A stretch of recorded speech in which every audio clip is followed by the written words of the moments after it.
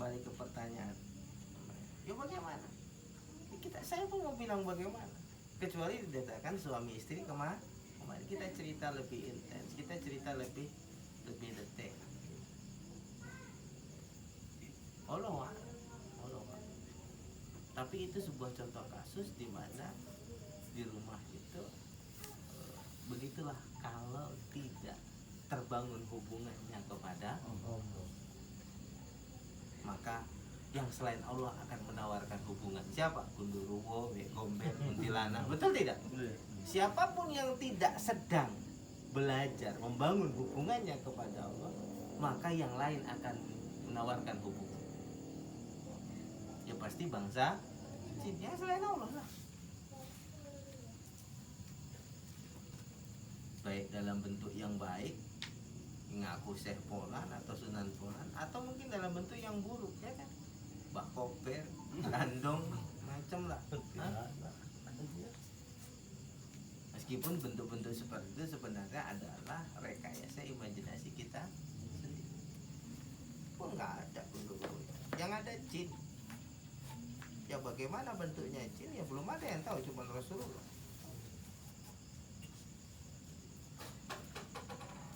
Dalam hadis disebutkan ya bertanduk kan.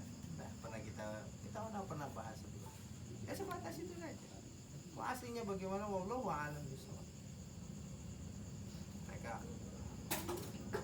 Kita kan dah bahas Al-Quran sama Al-Wazn. Al-Quran itu kitab yang dibawa oleh Muhammad. Al-Wazn itu kitab yang dibuat oleh Iblis. Orang soleh menurut Quran dan orang soleh menurut Iblis beda.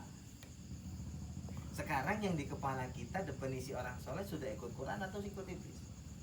Nah, yang umum kan kalau orang soleh itu bisa melihat dunia gaib, punya kemampuan. Nah itu definisi orang saleh menurut Iblis.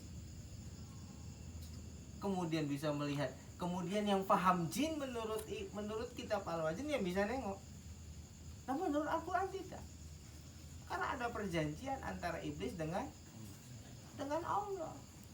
Dia minta 3 hal. Pertama, dia mau menyesatkan anak cucu Adam. Kedua, ya Allah, jadikan aku bisa melihat manusia sementara manusia tidak bisa melihat aku, dan itu Allah kabulkan. Jadi kalau ada yang bisa nengok, itu cuma 2 kendangnya. Yang pertama dia berbohong, yang kedua di dalam dirinya ada jin. Maka jin melihat jin. Selesai. Itu yang pernah itu Pak Ustadz yang datang ke rumah Ustadz kok gitu, masuk dia di pintu 3. Nah udah, itu Ustadznya yang perlu diruqyah. Kan udah jelas itu. Kiainya yang perlu diruqyah kalau seperti.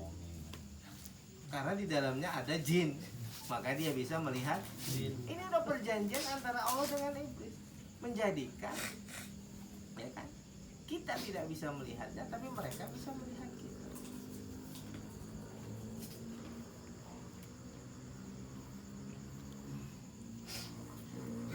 Dan MOU itu akan berlaku sampai akhir zaman. Jadi paham itu bukan mesti.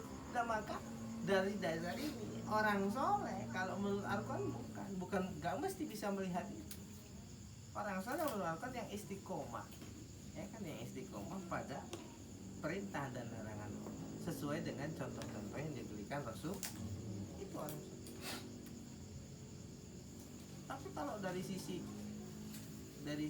kitab jin atau Al-Wazn tidak seperti itu. Ya dalam kitab itulah juga disebutkan ada bentuk-bentuk tertentu yang sekarang kita adopsi di dalam pemikiran kita sebagai informasi yang kita butuhkan untuk mengenali jin. Sementara informasi itu rata-rata salah. Maka kalau informasi yang di kepala kita juga salah, akhirnya hidup kita kan salah semua. Seperti tadi Gundurwo awal.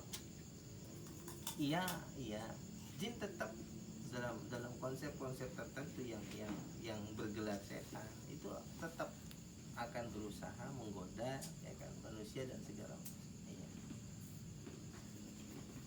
Maka kita juga harus punya konsep tentang